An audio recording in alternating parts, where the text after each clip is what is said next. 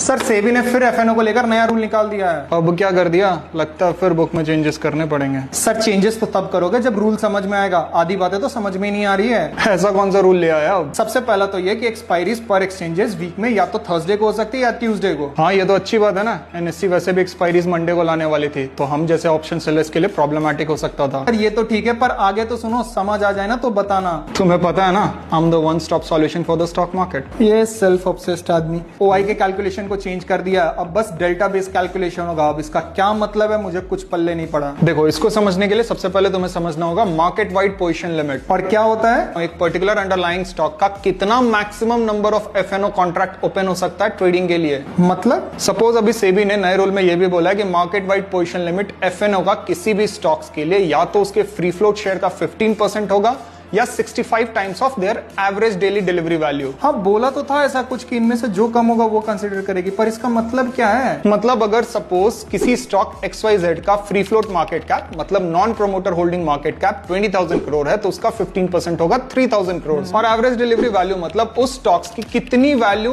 On an average daily delivery में जा रही है। सपोज अगर वो 25 करोड़ है तो उसका 65 टाइम्स होगा 1625 करोड़। हाँ तो उस स्टॉक की फ्यूचर्स एंड ऑप्शंस की टोटल कॉन्ट्रैक्ट जो ओपन है मतलब ओआई, उसकी वैल्यू 1625 सीआर तक ही अलाउड होगी। अच्छा, तो ऐसे होता है डिसाइड कि किसी भी स्टॉक्स का कितने वैल्यू का फ्यूचर्स एंड ऑप्शंस में ट्रेड होगा। अब समझे, और यही ओआई की वैल्यू जब ये अमाउंट क्रॉस कर जाती है तब वो स्टॉक्स एफएनओ बैन में चली जाती है। फिर ये ओआई कैलकुलेशन का क्या सीन है? अब देखो, जिस ओआई वैल्यू की हम अभी करंटली बात कर रहे थे उसकी वैल्यू फ्यूचर्स एंड ऑप्शंस में करंटली नोशनल बेस अप्रोच से निकाली जाती है। मतलब सपोज तुमने रिलायंस फ्यूचर्स का 1000 कॉन्ट्रैक्ट बाय किया तो उसकी ओआई कितनी हो जाएगी? 1000। और इस ओआई की वैल्यू कितनी होगी? कॉन्ट्रैक्ट साइज इनटू फ्यूचर का price which is 1400 into 1000, total आएगा 14 लाख।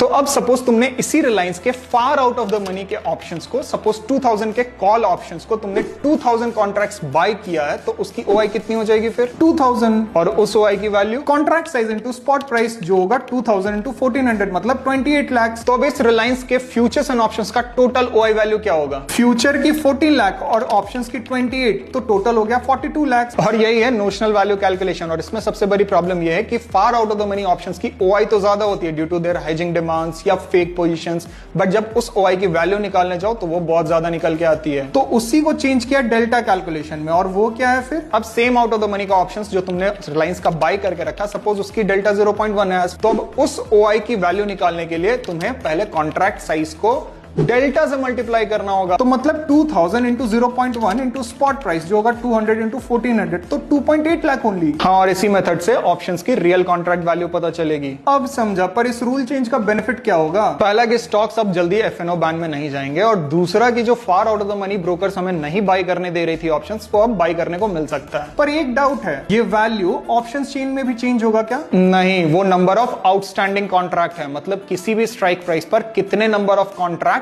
ओपन है। तो उसका नोशनल और डेल्टा बेस ओआई वैल्यू से कोई लेना देना नहीं है। ये कैलकुलेशंस ओआई की वैल्यू निकालने के लिए है जो बैकएंड्स में ब्रोकर और क्लियरिंग मेंबर्स के बीच होता है। अच्छा, तो अब समझा द होल गेम। बोला था ना, वन स्टेप सॉल्यूशन है ये पेज। वो छोड़ो, सेबी ने जितने चेंजेस किए उतने चेंजेस तो आपको बुक में भी करने पड़े होंगे। हाँ, इसीलिए तो बुक कंप्लीट नहीं हो पा रही है। हाँ, इनका बुक कंप्लीट होगा या नहीं पता नहीं, पर आप फॉलो कर लो इस पेज को। Till than happy